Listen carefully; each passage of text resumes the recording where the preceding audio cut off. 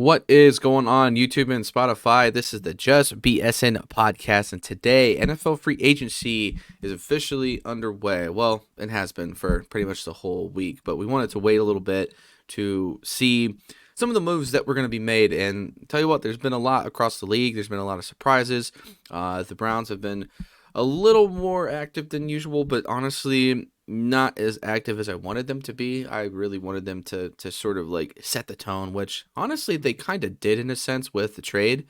And we will talk about that here in a minute. But Andrew, how are you feeling so far after the first week?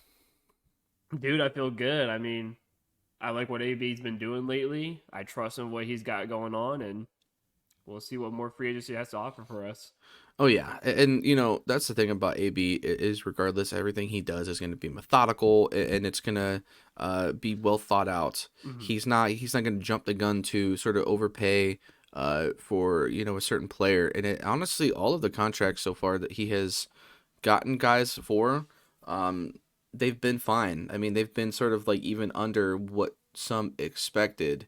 And it just goes to show you again, just what the Browns are starting to create here in terms of the culture. Guys want to be here, and they're going to even take a little less money to be here because they see something brewing, they see something special, and that's what Zadarius said yesterday, I believe. So, yeah, I mean, I guess to start it off, Jerry Judy, the trade that sort of set it off last weekend. Yeah. Um, Pretty much right after the podcast too. Like I think we recorded that like last Friday, and I think it happened like Saturday.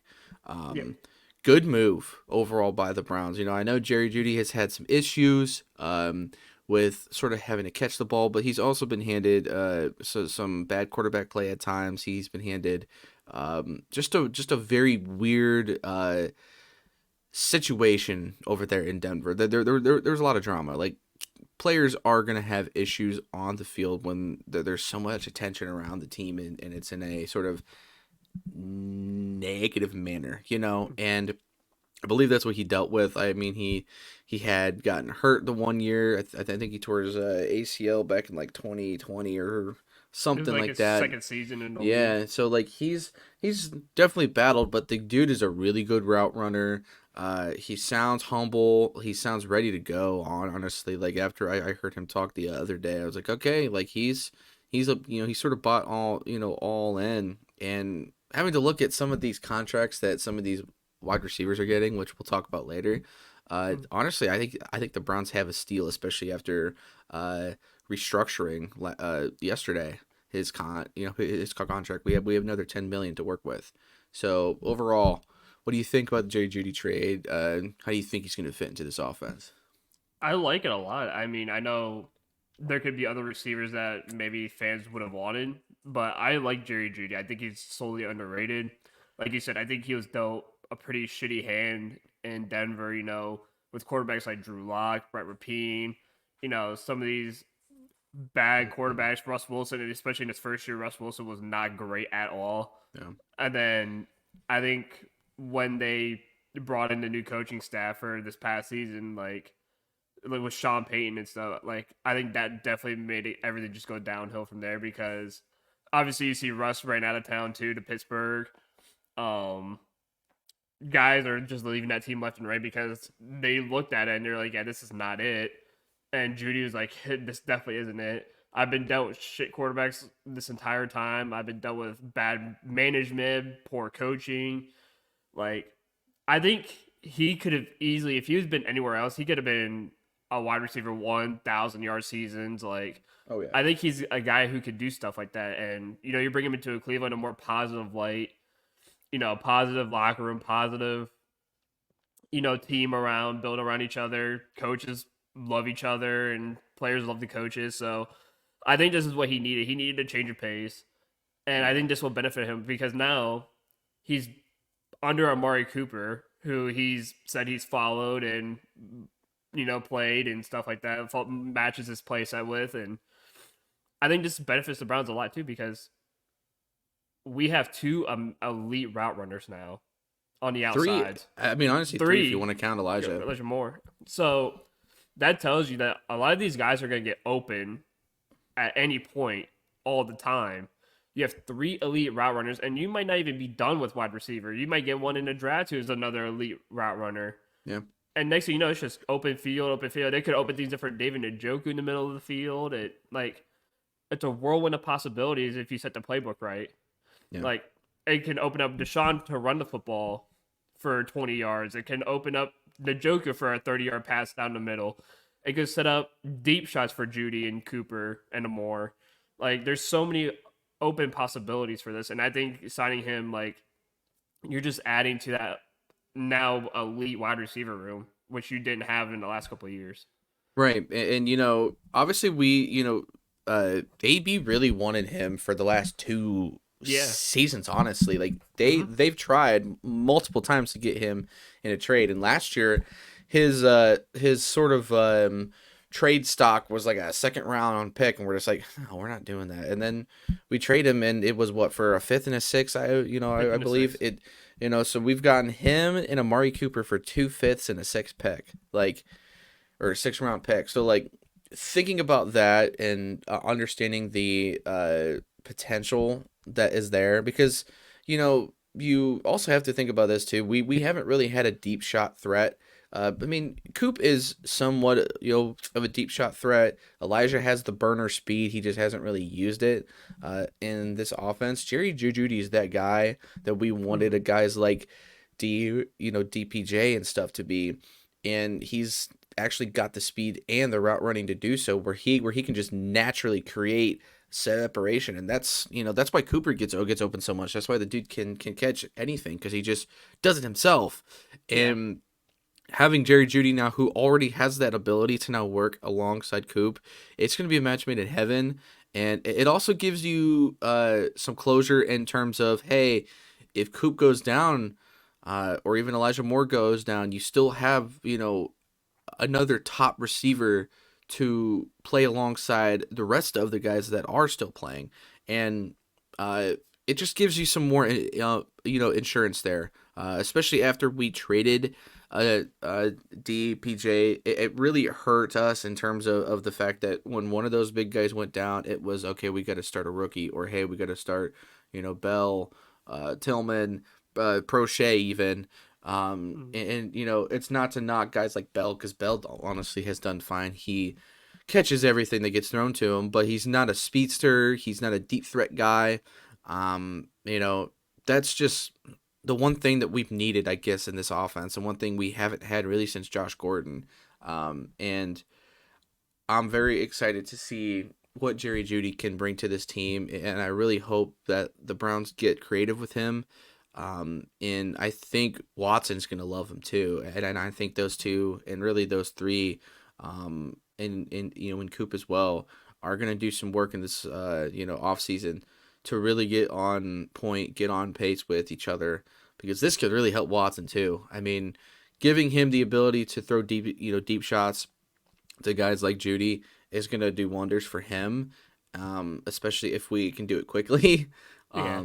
You know, not having him worry about stay in that pocket for too long is going to be a big boost for this offense. So I'm excited to see what he does.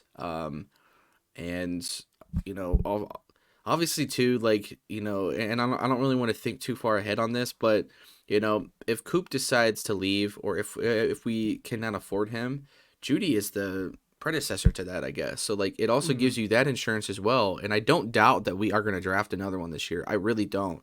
I totally agree with you when I say, uh, I think, you know, I think we're going to draft another receiver, because I don't know if they're sold on guys like Tillman, and they, you know, next thing they know, they have, you know, Prochet behind them at, you know, wideout six. So like, it just depends on where they feel this all offense is. You know, they've given Bell 2 years. He's done what he's done. Tillman needs one, you know, one more year to see where his route running is. But you can never be too you can never draft too many receivers, I guess. Like, it's the same philosophy with corners and stuff. Like you can never have enough. So by all means, go out and draft another one. But yeah, it was a great start to free, you know, agency for us, or even just the trades in general. Obviously, the Browns started off a little cold, which they seem to usually do. And Hmm. what it seemed like they were doing was really just trying to keep some of the big guys that we all, have home. And Za'Darius was the first one to go. And I am so excited that we got Za'Darius to return for 2 more years. I think that was a great deal for him and us because it gives us time to still probably draft another one here, and then let them develop behind two outstanding DNs, and then still have Ogbo and still have Wright, who had a great season last year. Mhm. Overall, between him and even Hurst, it was a good start to day one to free agency to me. How do you think that went? Were you expecting AB to sort of pop off a little bit more, or was it sort of not really a surprise to him, just trying to keep his big guys home? I'm not gonna lie. I think it wasn't much of a surprise. I had a feeling that he was gonna focus more on just bringing the same guys back because they were successful. Zadarius Smith, Shelby Harris, all these guys were, Maurice Hurst. All these guys were successful. So I don't see the point of having to get rid of them to go out and chase, Wilkins or something for 110 million, or chase these other guys for big cash. And it's like, well, at that point, you're almost decimating your whole line just to get one other guy. Right. And you have multiple guys who performed well, who've done well. You know, I think bringing back Darius Smith was the right move for a couple more years, and then obviously you brought back Shelby Harris and Hurst back for another year or two. So you're keeping the line together. You're keeping everyone together. And again, there's still time to maybe add one in a draft or, see what other free agents are out there that you can sneak in. I mean, they brought in another one, I believe, if I remember correctly. Let's see. Yeah, they brought in Quentin Jefferson. Yeah. And it's not like he's that bad either. Like he's actually pretty solid. Yeah. I think he had 6 or 7 sacks last year for the Vikings, Yep. and that would have been second on the Browns behind Myles Garrett. So I mean, again, you're just adding to the depth, and again, you got him for what 1 or 2 years for like 8-9 million. So you got him for cheap. Yeah. It's not like you had to go out there and splash the cash for Christian Wilkins for 4 years, 110. Yeah, that was a dream by some of the Browns fans that don't understand the type of cap room that we had. Like, Or they don't understand the cap room period or like Yeah. what cap it like. They yeah, just think that the Browns could just go and sign everybody and anyone, and it's wild. But you bring in guys who are they're all in their late 20s, but you don't. Miles Garrett's going to do the bulk of the work. You yeah, just got to clean up. yeah. So I mean, it was a solid job out of him to bring Yeah, back the key guys. Obviously Darius, Hurst, Shelby Harris, even Bajorquez was yeah, another one that went kind of sort of under the radar for me. Um, yeah. Corey Bajorquez, And then yeah, Dunn as well. Dunn was another one that we kept as well, which obviously gives us depth. I think he's done a great job having to be sort of that left guard replacement for Joel Petonio. So it's nice to get him back. I know the staff loves him, so it was no surprise that we saw him return. It was just a matter of the money, or in the case of guys like Taki, who probably just got a better deal to go somewhere else. Like that's the only way that some of these guys were gonna go. But uh, to speak on linebacker, Jordan Hicks was the first sort of bigger get that we got to sort of replace Anthony Walker. And honestly, for 2 years, 8 million, this guy has been a consistent player on the field every single year. He's had 5 straight seasons of over 100 plus tackles. He played 800 snaps last year, and he's turning 32 this year. So yes, he is getting older, but again, he's been a brick, within somebody's defense, and it just gives another guy that also has continuity with, uh, you know, our defensive coordinator. So it makes sense for Jim Schwartz to add that guy and be like, hey, I know he's getting older. 2 years is plenty for him. He's going to have a great time. But I thought that was one of the more underrated deals that we had had. And I think a lot of people are sort of sleeping on some of these guys, even the Quentin Jefferson deal as well. As a defensive tackle, having him there on third down for, long, third and long, spots where we have to go rush the quarterback, putting him in that D tackle spot with a guy like a Shelby Harris to Hurst, guys who can just get off the ball and just go, and then having to replace them with guys who can establish against the run.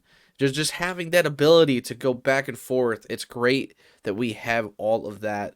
It's just going to come down to health. But yeah, go back to Jordan Hicks here. What do you think about the signing? Obviously losing AWalk sucks, but I think we both kind of agreed that we saw that coming. It was just where he was going to go.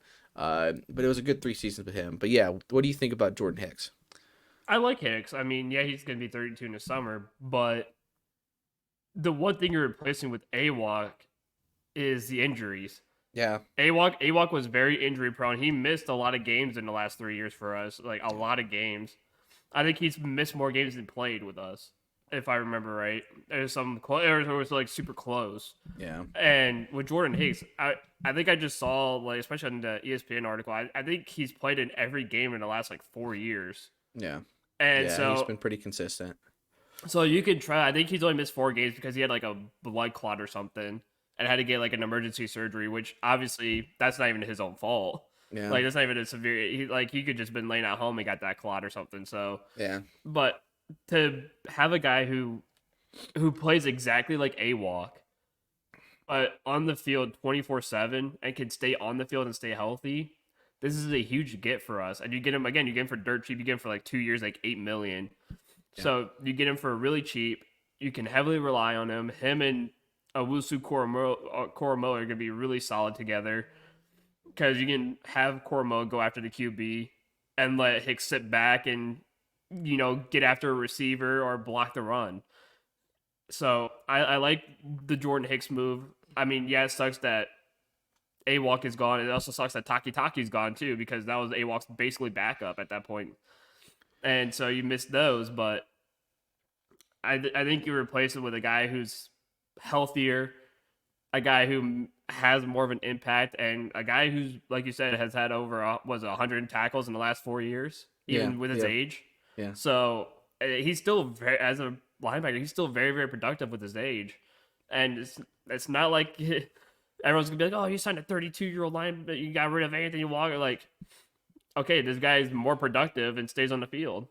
Yeah, So and what do you want more? yeah, and so earlier this week I did a podcast with the Dogland, and they were talking about how Jordan Hicks. So Jock is like I think he was like 36 among all linebackers in overall PFF grade. Mhm. Jordan Hicks was 40th. So he's not that far back from where Jock was last year. And Jock had an incredible season last year. I mean, that was his best He by had a Pro Bowl far. season. So pairing the two with him, and then also, I think the other low key addition, which is more of like a low risk, high reward, was signing Devin Bush to that 1 year deal. I mean, he was a Yeah. former top 10 pick for the Steelers, and obviously since he tore his ACL, he hasn't been as productive. But last year against the Steelers, late of the season, he had like 18 tackles against them. Yeah. So, um, it's a potential for somebody to really get a new stride, a new sort of look, and that's sort of your Taki replacement in that Yeah. sense because that's about the same production that you're going to get out of a guy like him, and he gives you pass rush ability, he gives you the ability to defend against the pass as well. It's going to be fun to see what Jim Schwartz can cook up. I also think we're still going to look to the draft to sort of add more depth to, especially things like Mhm. linebacker, D tackle, stuff like that. Even edge, I could see corner. It really depends on the domino effect of Newsome and whether or not we keep him, trade him, or whatever. But signing a guy like Bush was it was cool for me. I was like, okay, like I didn't really expect that signing, but like that's not a bad one considering it's just a 1 year deal. It's a low risk, high reward for both, parties really. Because if Mhm. if Bush goes off, it gives him the ability to go back into free agency next year and sort of look to get a better contract for either us or somebody else.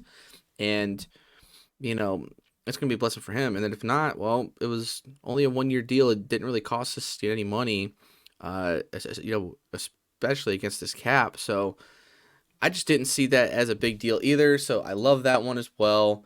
Trying to look through the list here as well.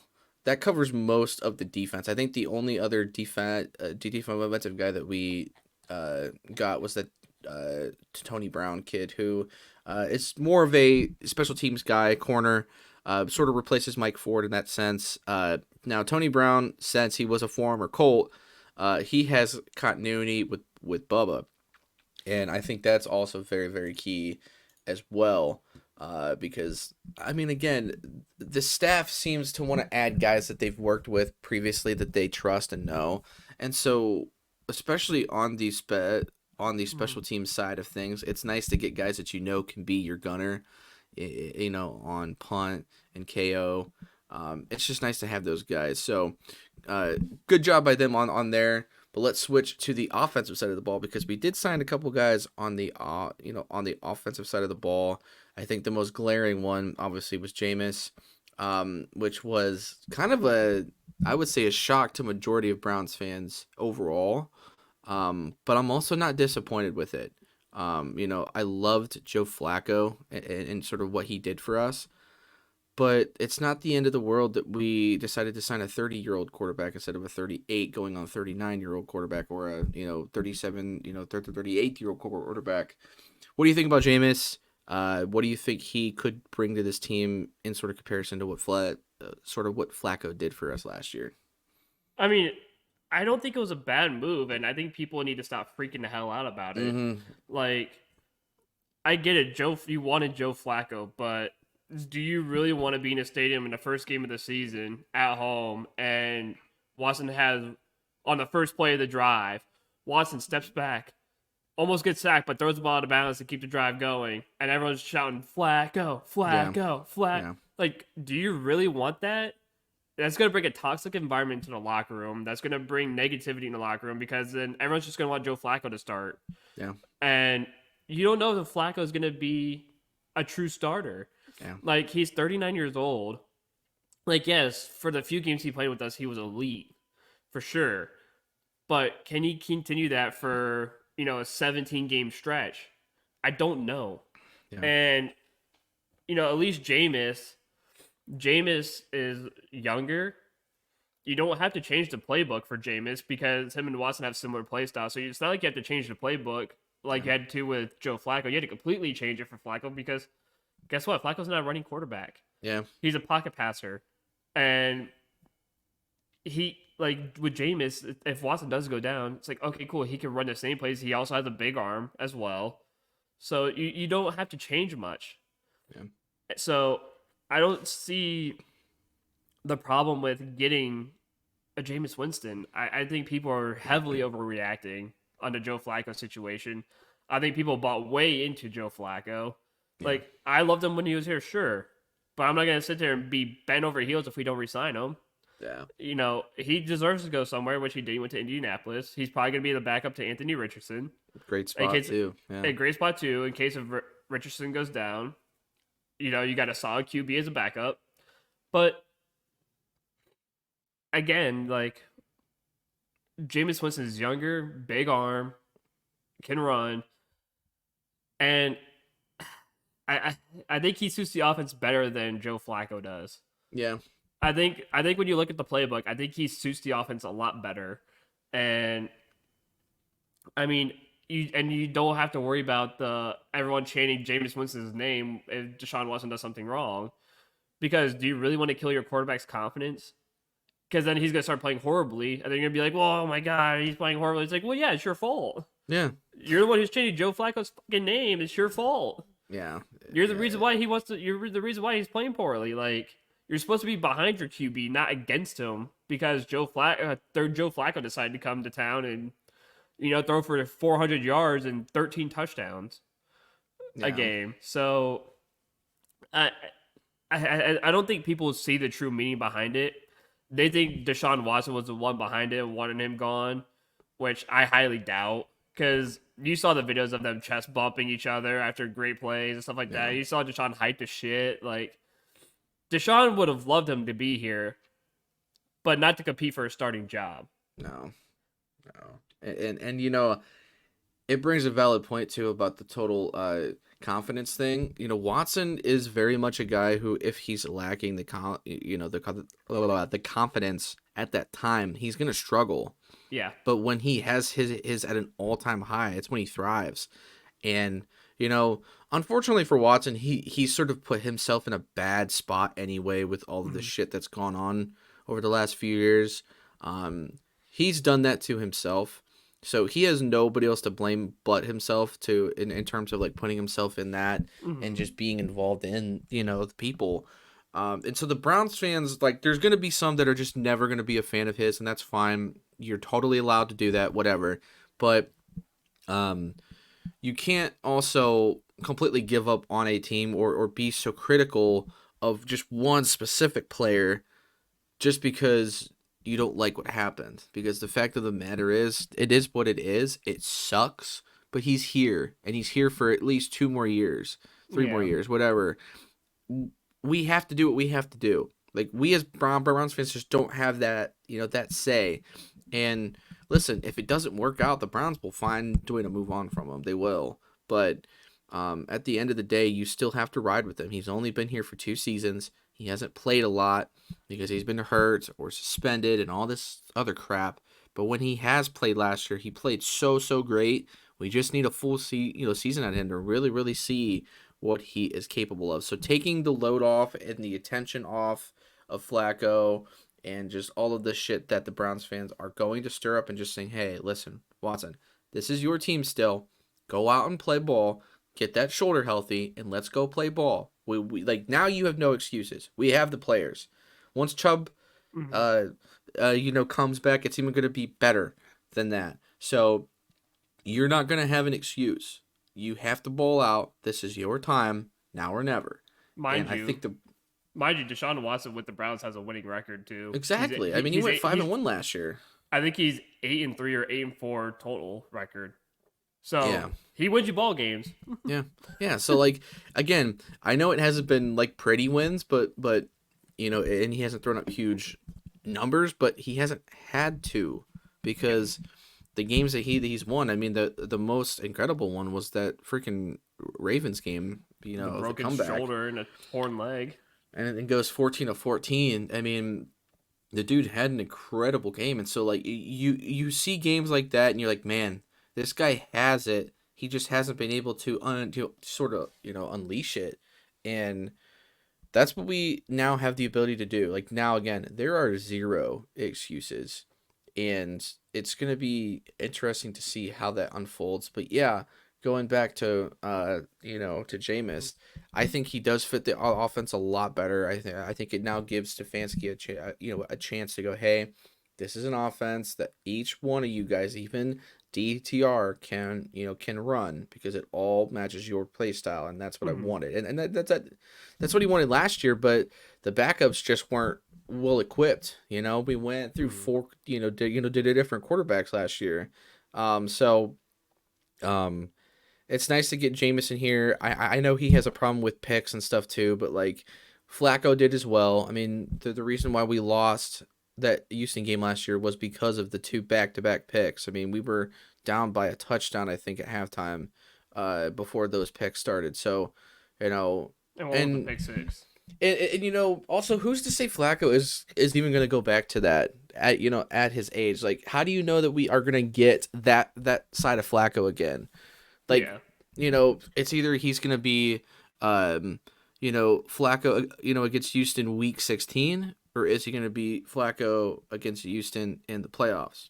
Mhm. Because it was only a matter of time before that magic ran out, and I talked about that uh, at the time, but um, Winston at least doesn't give you the pressure, but he gives you the closure of saying like, "Hey, I can still run an offense. I'm only 30 years old. I've been in a few different, offenses, and he's gonna be a funny guy to have in the in the locker room. I really His want to interview's gonna be hear, great. yeah, I really want to hear some interview views from him, hearing Tony and just all of the some of the idiots that we have that are just gonna ask like this stupidest questions like, hey, how were them crab legs back then, or just like stupid shit like that, and he's gonna be like, God damn it, what did I get myself into?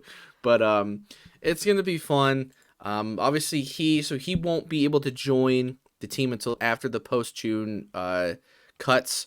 Uh, I mean, according to some that say that's pretty much what the Saints are going to do with him. So I don't expect him to really be on the team until after June. So we do have a while, but that is totally fine. Finalized, and he pretty much has the same deal that Flacco got. So it wasn't even about money with Flacco. It was just they just didn't want him back for whatever reason. So Hmm. it is what it Also, is. another interesting stat too with the Saints, Jameis Winston was 16-10 with the Saints. Yeah, So again, a winning record with the Saints, yeah. and it is a few years that he was there. And I So and I think the last year that he played him like a lot of games, I think he only threw like a couple of picks. he only threw like 2 or 3 picks, but he Yeah, also threw for like was it like 12 touchdowns. yeah, something like that. So So I it's not mean, like he wasn't bad. He was pretty solid. no, no, he was great. So it'll be fun to see him there. Hopefully he won't have to play a whole lot though, because I really want Watson to have a full year under him. I think Um, I want him to like. I think he deserves a full like yeah, absolutely. non-injured season, and because We if we as Browns fans need it. well, the thing is, it could prove to not only himself but to us like, hey, like I'm the guy. Like we're going back to the playoffs with me. We could probably make a playoff run, and the only downside is like the AFC has gotten so much stronger during this free agency. The Steelers have gotten stronger. The Ravens have gotten stronger. The Bengals have gotten weaker. Yeah. Oh yeah. But look at Houston. Houston made insane moves already. Like they've Houston's made Houston's gonna be scary, man. Houston's stacked Yeah. now. And Houston's with stacked. CJ Stroud continues to play like he did in his rookie season, it's game over. They could probably win a Super Bowl in the next couple of years. Yeah, oh yeah, absolutely. Um, They could. They got something brewing over there. Like they they got are something legitimately brewing, scary. but a lot of the AFC is getting big and scary. Yeah.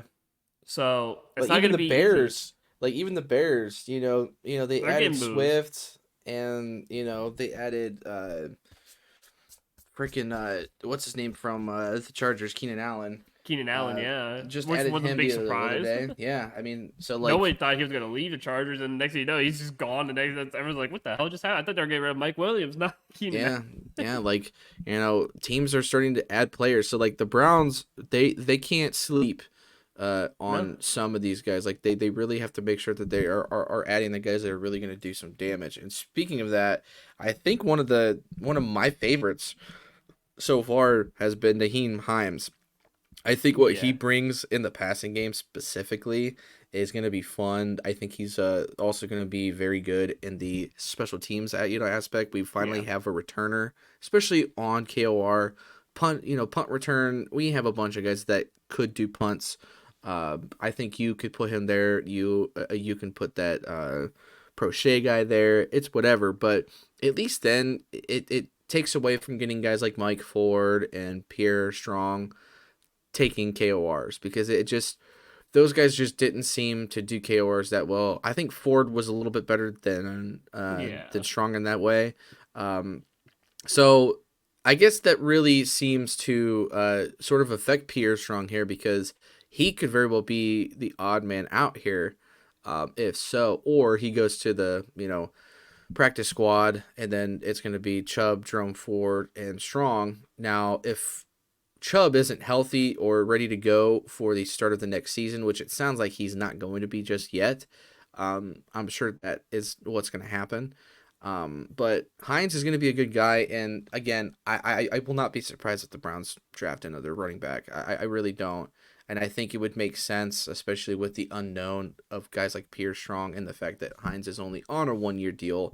Um, it would just make sense for us to draft Mhm. one, see what falls to us there, because I know the running back room in this draft this year isn't quite as crazy as it's going to be next year, because you got two of Ohio State's running backs that are both going to be in the draft next year. That's going to be the draft where you really want a running back. So we'll see what they do ultimately, but I think the Browns now should try to focus a lot more on stacking up on picks for next year, because Yeah. next year's draft is where we can really do some damage.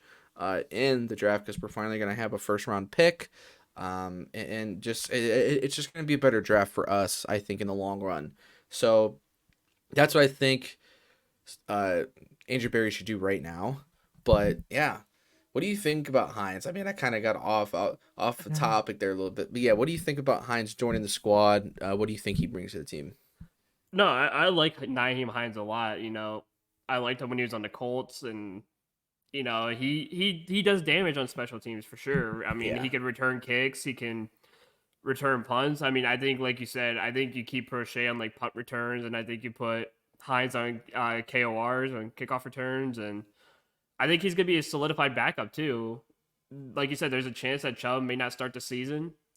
It could be Jerome Ford, and then Naeem Hines is a great backup. yeah, Like again, he comes on. He could even he could go out wide as a receiver. Basically, yeah, you can put him back behind Watson and let him go out for a screen, but he could also go out wide and run a route. yeah. So you have him for different reasons, and I like those reasons.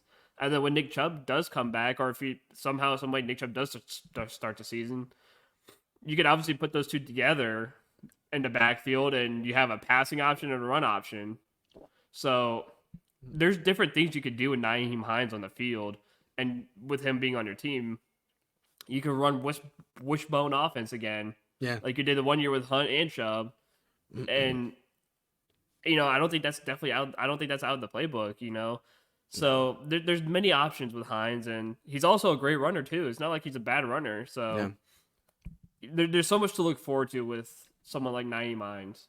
Yeah. And I hate how difficult his fucking name is to say though. My God. Naeem Hines, I yeah. can't I can't do it. Especially right now, guys. I literally woke up at 10 10 o'clock AM today, and he literally sends the link to this, and I'm like, oh shit, my alarm didn't go off like I wanted it to. Whoops, because I was gonna set an alarm for like 9:30, so I had a little bit of time to wake up, but I didn't. So yeah, Hines is gonna be nice. Obviously he hasn't really been asked to run the ball a whole lot the last 2 years, and obviously he had his ACL tear last year, I think. So hasn't really played too much ball, but when he has, he's been a productive back, especially in the pass game. But yeah, he can run the ball. So I'm curious to see if Stefanski sort of goes to a sort of three running back uh, playbook. Hmm. Because I think having to take that a little bit off of Chubb, especially early on in the year when he does return, not putting a lot of miles on him this year is going to be so key. Uh, with Ford doing what he did last year, it definitely gives you some closure in that sense of being like, okay, we don't have to run Chubb 25 times or 30 times. But then again, when have we done that? It's been a long time since Chubb has gone over 20, you know, Hmm. attempts in a game. So, um, hopefully they use all of the backs that they keep. And speaking of that, they also signed Giovanni Ricci. I think I'm saying his name correctly, but he's a tight end slash fullback as well. Now he sort of replaces Harrison Bryant in this sense, but also Nick Harris as well, who also left. Yeah. So not only do you have a tight end that you can put in motion, like you would a Harrison Bryant, who isn't, this guy is apparently a really good blocker, but also as a fullback, being able to do what Harrison Bryant did even as well last year or even the year before that. Um, that's going to be nice because I know Stefanski loves his fullbacks, Hmm. and he loves being able to utilize tight ends as a fullback. So doing so, I think it's going to help this offense sort of stay in what we do best. And so we will see what he does. I know he hasn't really caught the ball a whole lot. So that's the one thing that we lose at Harrison Bryant. But again, and I've said this 6 times now, I think that's another position that we could potentially draft. And there's plenty of tight ends in this draft that are pretty quality guys that are going to be able to catch the ball. So, and you still have, Akins. You still obviously have one of the best tight ends in in the league in chief. So you still have guys that you can throw Mhm. to in that in that sense. But yeah, what do you think about just the addition of even though losing a guy like Bryant, knowing that he was probably going to walk, but then adding a guy like Rishi and just knowing what he does, I guess, in this offense. I like Rishi. Yeah. I think he's. I think you get what you missed in Harrison Bryant. Like you don't. I think with the pass catching aspect, I don't think you need him to catch passes. No, you don't. I think you need him for blocking because obviously you've had your offensive line hurt and you didn't have that extra blocker and whatnot, and now you have a guy who can block, especially during the run game, and this just benefits a guy like Nick Chubb. This does benefit like a guy like Jerome Ford and Naeem Hines. You add that extra blocker in case you need an extra offensive lineman. He's a big body. He can get in there and hold some guys back. So he's great in that aspect of being just a great blocker, one of the best tight end blockers in the league. Yeah. But then also too, like you said, the one thing we were great at on third and ones, fourth and ones, on the goal line, was utilizing our tight end and having him push the pile and get into the end zone. Now you don't have Nick Harris to be the fullback in that regard, but you could use Naeem Hines or Jerome Ford or Nick Chubb and put Reese in front of him and just have him do what Nick Harris did and just bully the line of scrimmage and just let one of them sneak right through. Yeah. So there's many options you could use for him. You don't need him to be a pass catcher. You just need him to block and just be a big blocker. Or if you need a first down or if you need a touchdown, give him the ball. Yeah. Let him just bulldoze right through. So I like him a lot for that aspect. Again, I know people on Twitter are so worried about we don't have a pass catching backup tight end. Harrison Bryant was our pass catching back tight end and stuff like that. You don't need him to be. This Right. is like a Patrick Ricard for the Ravens, Right. basically. And you Like, still have Akins as well. Like and you that's have the Akins, thing. who's a good catcher too. Yeah, yeah, he's older, but again, like that's why I do think that they are still going to look towards the draft anyway. Yeah, and there's good Because tight ends in the draft. because you can very easily get a guy like a Cade Stover at some Mm-hmm. point in this draft. I mean, it just depends on how it falls, but like the ability is there, and I don't know. Tight ends are not really as crazy. They don't have to be, but Yeah, when you have a guy like Chief, uh, as long as he stays how healthy, it really doesn't matter who you put behind him, as long as they play the role that they need to. So that's what I expect from this team, and that's what I expect from the guys that we have. And then obviously moving to the O line, we got two guys. One that we brought back, which was Dunn. yep. I thought this was a no brainer. I thought Michael Dunn was he's always been a great guy to have behind Batonio, and he's really the only backup guard for us right now. Because Weipler is sort of the backup center slash guard as well. So I guess he could play guard if he needed to.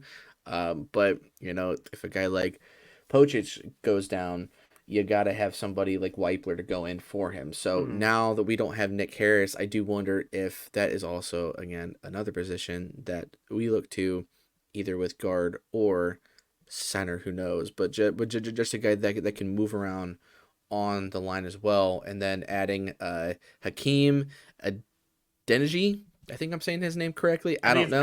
I think it's Adeneji. Something like that, but either way, he is a tackle, so he is going to be sort of the swingman guy that we can have behind sort of the big three of tackles Mm-hmm. that we have. And I'm still very curious to see what ends up happening to Conklin because Wills, we can't drop him because of the restructured that we had. If we do drop him, it's like 10 mil in dead cap. Like it's just not a good move to do. So Wills is going to be here. You obviously have DeJuan Jones, who should get work at both tackles, in my opinion. But Yeah. I think it's really hard to not prefer to start DeJuan Jones over Conklin at this point with how much he's been injured. Um, so it's going to be interesting to see. But I know, Adenji, he is a former Bengal. Isn't his numbers didn't really impress me that much, so it doesn't sound like he's going to be anything crazy for us, but it at least gives you depth. It at least gives you the ability for him to move around the line because I guess he's played guard as well. So maybe we don't have to go guard in in this draft. We'll see, but it sounds like he's been around the line, which as a guy for depth, that's one thing that you really want is a guy that knows all five positions to be able to move around on that line. I think that dude, that is such a nice thing to have on a team. So who knows if he could be a help for us to hopefully we don't really need him. But again, that pretty much wraps it up besides Bajorquez, which obviously 2-year deal for him. He's been a great punter for us. So he's been great for us. So it's nice to see that they brought him back. That's pretty much what the Browns have done so far. Now, do I think they are done? No, I don't think so. We'll see, especially after the post-June cuts.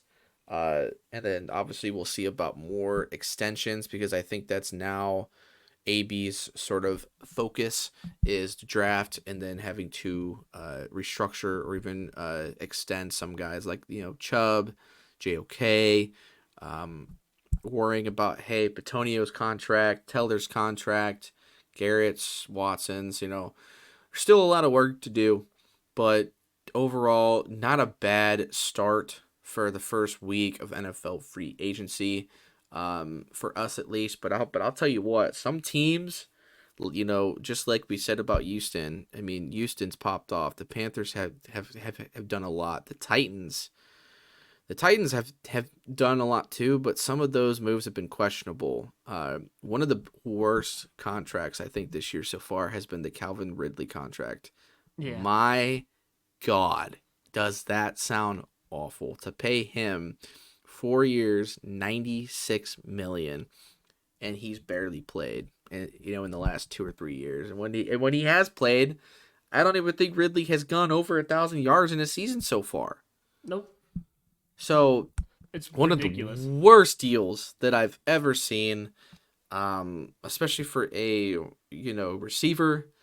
It's just terrible. But then you got guys like teams like the Eagles, Barkley.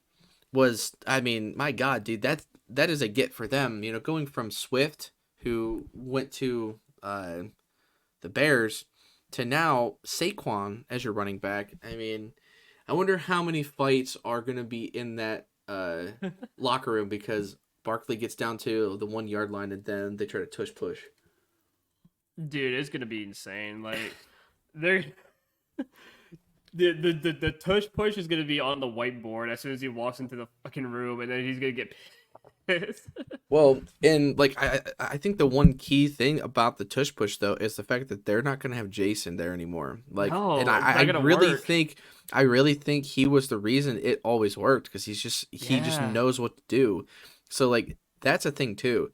I wonder if they stop doing that because they're like, you know what, we can't do it without him. Jason's the one that made it work. Go back. Yeah. So you might as well just go away from it anyway. So we'll see how that works. But Kirk Cousins going to Atlanta. The best move ever. Best move ever, dude. Honestly, Atlanta has made some solid moves. I think the coaching change really helps them. Obviously, getting rid of Arthur Smith, who's now in Pittsburgh, and Pittsburgh doesn't really look that. They're not really that scary for me right now. Sure, listen, Russell is going to give them a better quarterback play than they did with Pickett, who's now with the Eagles as of yesterday. I'm just not scared of Pittsburgh yet because I think they also didn't they trade Johnson as well? Deontay Johnson, I think so. Yeah, they did. So, the Steelers are sort of randomly imploding, and then I think the biggest, the team that's done the most implosion, Denver. What the hell is Denver's plan? What is Denver's plan to that? Massive rebuild. But why rebuild with a coach that you traded for? How does that make any sense? It doesn't. It shouldn't. But for some reason, they want to just heavily implode and basically just give Peyton all of the rounds to say, hey, F you, F you, F you, especially F you, get out. Like, they're getting rid of every good player that they had. They are going to be the worst team in the league this next Yeah, year. It's going they to be got rid of terrible. they got rid of everyone. I mean, Cushionberry's now gone. Jewel is gone. Jones is gone. Roach is gone. Or no, Half of Roach is their coming in. Brandon Jones is coming in. Russell Wilson's obviously gone. half of their Um, defense is gone. Manhurts is gone. Jonathan Harris is down in Miami now. Yeah. Like they imploded, dude. And Yeah. it's not good.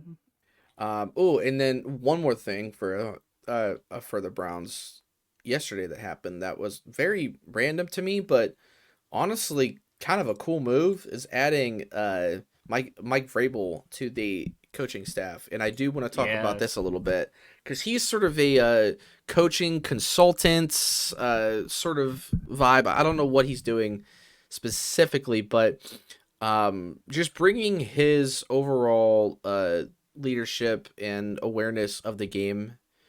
I think again it shows that Stefanski is not afraid to bring in guys that may know more than him. Yeah. And I think that is one thing that you didn't get with guys like Hugh Jackson, just past guys that we've had that have been so troublesome and The so QB negative. whisperer. Yeah, like Stefanski understands that he has to win. Yep. And he's also in understanding that in order to win, you have to surround yourself with good people that truly understand this game, and everybody respects and loves Vrabel. So, I think it's a great addition. I think this I was think so also too. sort of a Jim Schwartz ad as well because I think Jim Schwartz really wanted him to be on the staff this year. And so I think whatever you can do to make Jim Schwartz happy, you might as well do. And it is weird because obviously people were joking about if Stefanski doesn't have this team humming by bye week, he's gonna be on the hot seat and Vrabel's gonna be right there. And it's like, don't do all of that, but also I guess it does give you that ability for him to sort of step in that role if it happens. But Yeah. I just don't think there's a need. I think the players love Stefanski. I don't think Stefanski as the head coach is the issue at all. No. Because I haven't heard one negative thing about him, especially within this locker room. I'm sure guys from 2019 would say otherwise. Jarvis on Twitter the other night was going kind of crazy. I don't know if you saw that, but Jarvis was Oh like yeah. having a fucking CTE moment or something. I don't know what was wrong with him, but he was just upset that he hasn't gotten signed yet, which to be fair, he was hurt the last few years and he's also just I mean, he's getting older, Yeah. and so he don't have the speed and awareness that he once did, but he's just got probably good hands still to this I day. know. Well, I see everyone on Brown's Twitter saying, "Oh, come back to Cleveland, come back to Mm, Cleveland," and that's like, as much as I want him back here, he like would be like wide receiver 4 or 5. for Yeah. well, the thing is like you bring him in for more of like something happens with like an injury to like Elijah Moore or something.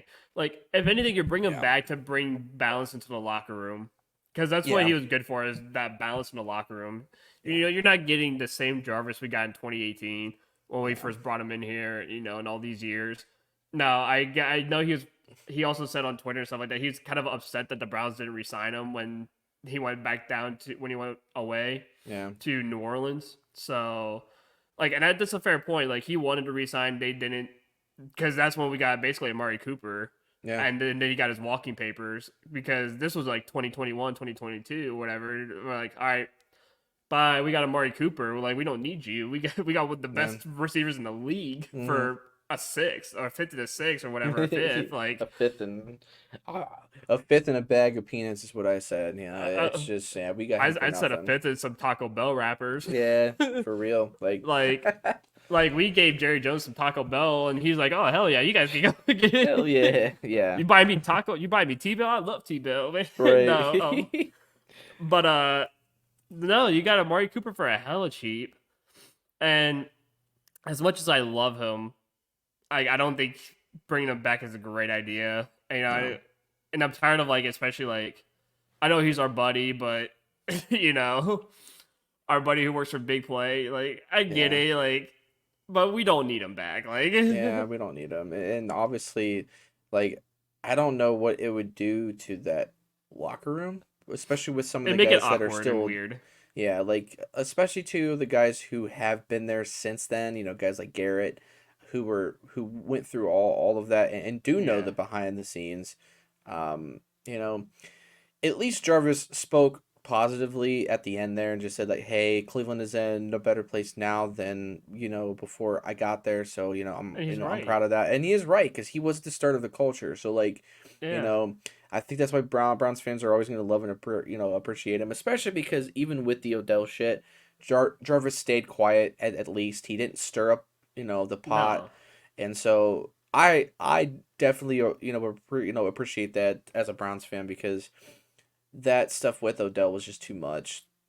And uh, for him to just stay quiet and know that even though that, that's his homie and, he's got his back and whatnot, still to just be like, hey, there's still a team to be here. There's still a chance to play. Hmm. It was important for him. But unfortunately, there were just too many things going on. I think at that time, there was just too many egos. I think Baker was in this weird mode.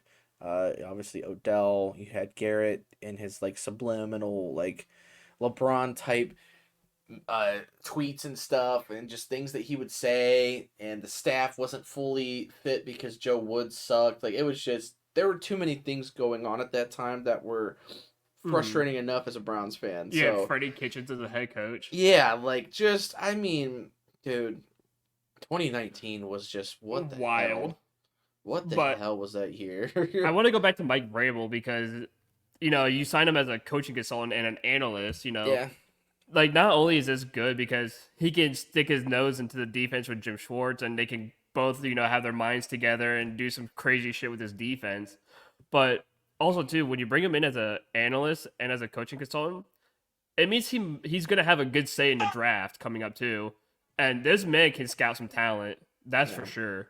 yeah, So I think with him being able to come in here before the draft and to help you in this draft with Andrew Barry, and Vrabel could talk to Stefanski and talk to Schwartz and be like, "Hey, listen, what do you want?" right, And I will make sure, like, I will scout them and make sure they are good for this ball club. And like, he just brings in such a great voice and such a great mind yeah, that I get it. As even as Buckeye fans, we wanted him as the head coach of the Buckeyes, yeah. but Which I mean, we got listen. him. We got him in any He's regard. closer. I mean, Yeah, he's only 2.5 hours away from Columbus. So I mean, if shit pops off, he has an easy drive back down. yeah. But So I think this is good enough for us too because it's yeah, like he's on the Brown staff. yeah, We love that because again, he as a consultant and analyst, he helps with the draft, so he knows who he can scout and who to draft. He can sniff into Jim Schwartz's defense, and him and Jim Schwartz can just go crazy with that defense. yeah, And I'm sure that's great for Myles Garrett, for Zadarius Smith, and all these other guys.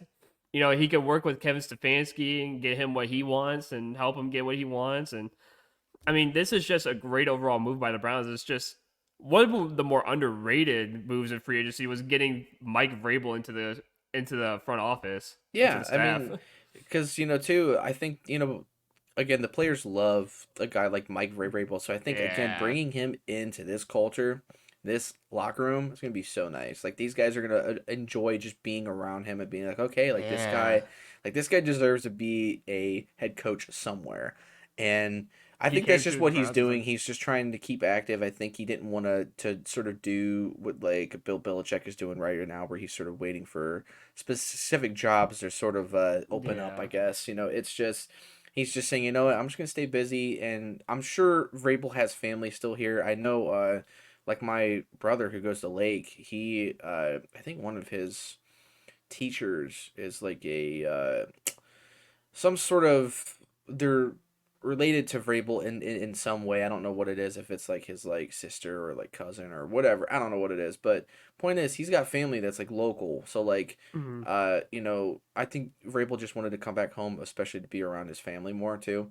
And I think being with the Browns, it just gives him that option. So it's cool to bring him here. It was a weird move at first. I was like, man, what the hell? Like, what are we doing? But then it's also like, you know what? The more the better. I mean, between him, Schwartz, and now Stefanski as well, who's now a two-time coach of the year. Um, there's just unlimited potential for this staff. And again, I just applaud Stefanski for not being afraid to add more guys like Mm. that to his staff. I can't say enough about that because some coaches refuse to do that because they think that they are just the hottest shit on planet Earth. Yep. And Stefanski can very well do that as a two-time coach of the year, especially after this past year of winning it. And he hasn't. And it's Well, just it's good. You have multiple coach of the year guys now. You have Yeah. Vrabel, who's coach of the year, 2-time Kevin Stefanski, James Schwartz was coach of the year, And assistant coach of the year and this past assistant coach of year. the year. So I mean, it just again it goes to show you that Stefanski is not afraid to add Mhm. quality guys to the staff, and I think that's such a good thing to have. Uh, it's good to see egos aren't an issue here. And it shows that And the Browns care about winning games and wanting yeah, great culture. Like anyone could have gotten Mike Vrabel this year, yeah, anyone, and he came home to Cleveland. Like he came back to Ohio, like you said, from where I live here in Cleveland. I live right next to the Brown Stadium. From my apartment here in Cleveland, yep, it's exactly 2 hours to Columbus. You live yeah, because it's right on 71 right here. yeah, So all he has to do is just if anything happens, he can just go down 71, hit Columbus for a 2 hour drive. yep, Hey, you're now the head coach of the Ohio State Buckeyes, baby. With it. yeah. So yeah, I mean it's gonna be fun to see what he does. I hope he gets to speak here soon because I want to hear his like press Thoughts. conference and like see what Yeah. he was trying to think. To think about here. But yeah, overall, not a bad week for for the Browns. They didn't make any super crazy splashes beyond Jerry Judy. Yep. But I don't think we needed to. I really don't think we needed to. No, you have the I guys. you know, obviously I was kind of hyping it up a little bit and saying like, man, I really hope he like goes all out and just like spend some money.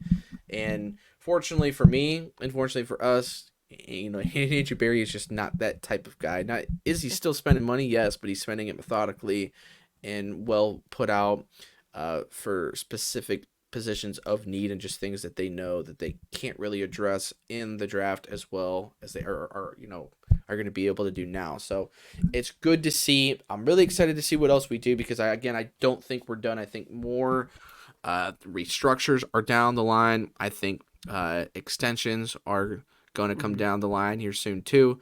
So expect a lot more Browns fans because obviously the news has not stopped. There's still guys getting signed and released and all that. So who knows? We could see more people getting released, I guess, as well, which Yeah. could add more to potentially what we have as well. So stay locked in on Twitter.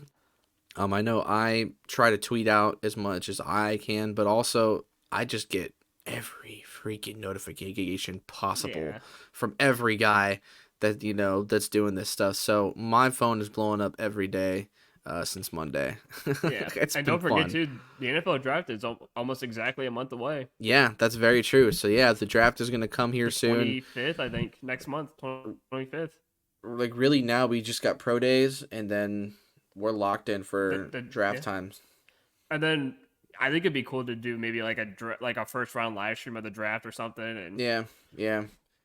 I do think we should do like a little like make a full episode of one of these as like a literal hey let's do a mock draft yeah, and just like we could do like like a week before, like the week yeah before, yeah do like a yeah mock just draft. do like a like A we 32 team mock draft. yeah or even just do like a first round mock draft and then Yeah. do like a Browns mock draft Yeah. because I'm sure both wouldn't take as long to do. No, I not mean, at each all. one It would would probably probably take be about like an 30 hour. minutes. Yeah, so Yeah. it would be perfect. So yeah, guys, let us know if that's something you guys want to see because I am not as heavy into the draft prospects this year as I have in Previously. previous years, but I will have to get on my shit. So yeah, let us know if you guys are intrigued by us doing that or not. Because if it doesn't sound fun, then we won't do it. But if it sounds fun, let us know in the comments. But that's pretty much all that I have. Andrew, you got anything else before we get off here? I'm good, man. I think this was a great episode. We got a fun free agency. Still more ahead of us, and we got the draft next month, man. So we got football again. Football, baseball is coming Baseball's back here back. really soon. Few more, pretty much a few more weeks there, and yeah, we're Actu- in. We're locked in. Regular season starts next weekend, I think. Oh God, yeah. So Wait, yeah, we're getting there. Let me double check just to make sure. 2 the weeks, next- because I know yeah. I think it's like the 28th. So 2 weeks. Yeah. So technically, if you want to say next week, because this is the week of like the 18th or so. So basically, yeah, next week starts NMLB season. Yeah. Guardians home opener, April 8th. Damn. I'll be there. I'm so excited for that. My gosh. Yep. All right, guys. Well, that is all that we have today. We will see you guys next week with hopefully more Browns news, Yep. Guardians news, and whatever else pops up next week. We'll see you guys later.